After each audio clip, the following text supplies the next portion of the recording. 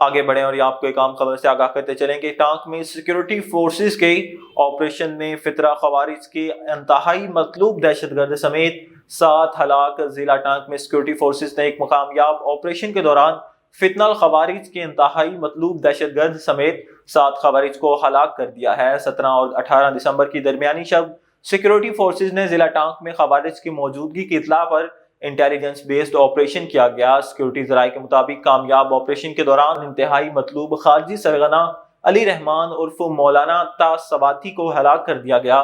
کامیاب آپریشن کے دوران 7 خوارج کو جہنم واصل بھی کیا گیا۔